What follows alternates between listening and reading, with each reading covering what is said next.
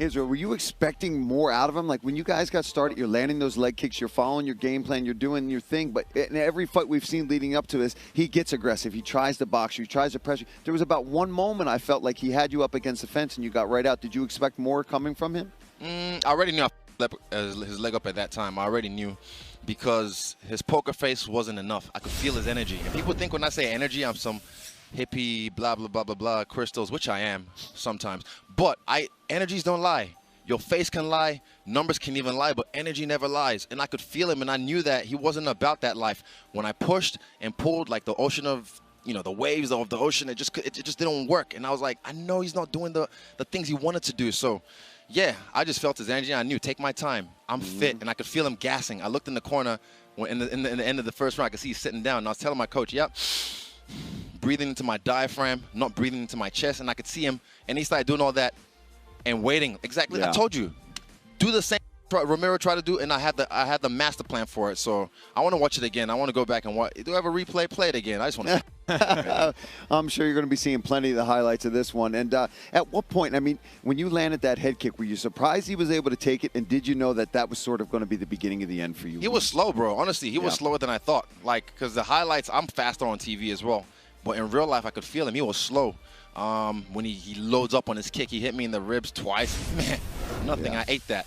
He didn't touch me on the face once. Still pretty. And looking good, man. I could see him, man. Everything. And I cut him, and I was like, you have a little something, a little spot over here. And as my skinny shins, sliced him open like a katana blade.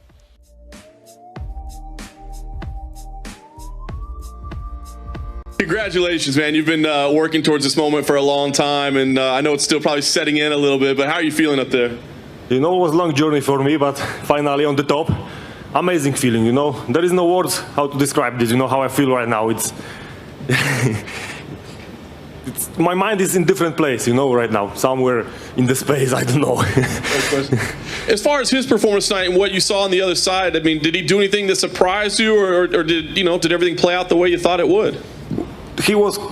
I think that he's gonna put more pressure on me, but I put pressure on him, and that was good idea.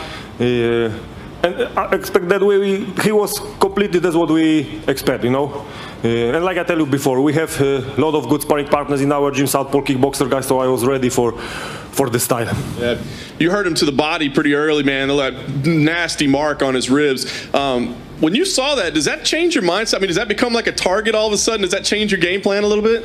My left leg is always really good and really hard, This is something when I even don't want to kick, it's go, automatically. So I don't, and when I kick first time or second time, I see that he's slowing down a little bit. So I knew that he feel it. But in second round, when I see that I broke his nose, I knew that the finish will be really, really soon. Yeah, and when you dropped him, it was kind of a stagger before he fell down. I mean, did you know right away, like, this is it, now it's going to be over? Yeah, when he was on the ground, I knew that a few more punches and it will be over. He will not get up anymore. Now, here's the interesting thing. I know you guys were sick of talking about John Jones, and the first thing you do is go talk about John Jones. So right now we can talk about him because I don't want to talk before fight, because my opponent was Dominic. Now I don't have opponent, so John Jones, why not? But nobody knows what he's doing right now, I think so. So we will see. But yeah, why not? He promised me this fight after Albuquerque and after when I knock out Corey Anderson.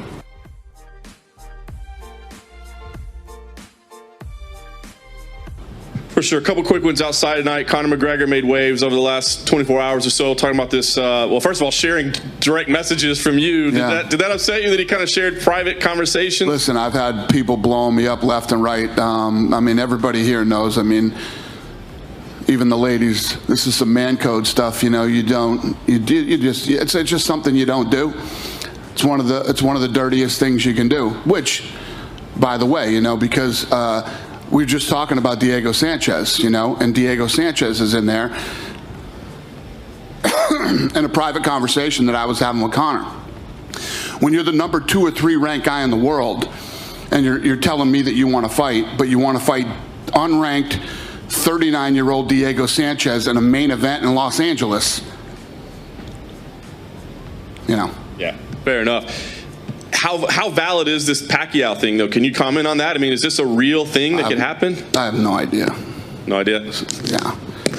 Listen, you guys have been asking me about Conor McGregor forever. Did you see Conor McGregor's tweet? Which one? Well, I think the retirement tweet. Oh, yes. I'm retired. Yep. Birthday cake. I'm retired.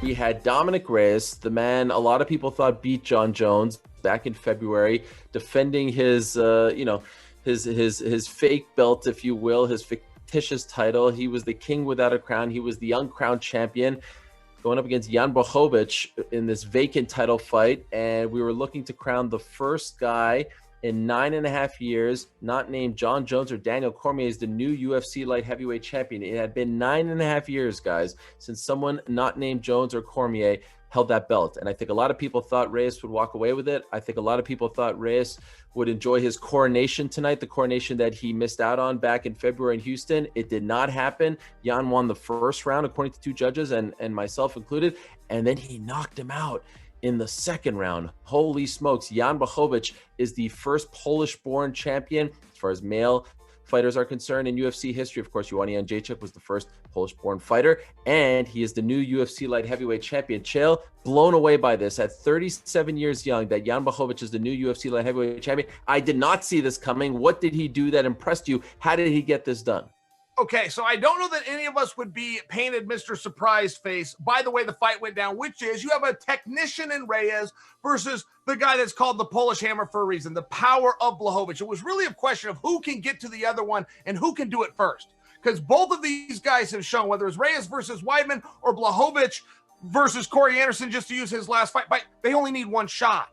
What was interesting for me was Reyes's pace or lack thereof a pace in the first round. Now, if I can remind you and just share with you the psychology of an athlete, Reyes' last fight was his welcoming to the 5-round club. He had been scheduled for 5 rounds one other time against Chris Weidman. It didn't even make it a full 5 minutes. He went 25 minutes with John Jones. I offer for you, he was the most exhausted he ever was in his life.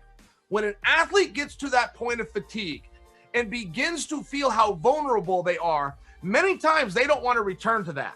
And when Reyes came out and he was doing, I guess, what you would call a feeling out process, I think if we were to be more candid, a very boring first round. But when he was doing that, that was a way to make sure that he never returned to that level of exhaustion that was stored in his mind somewhere. I also think it was the lack of output that cost him the fight.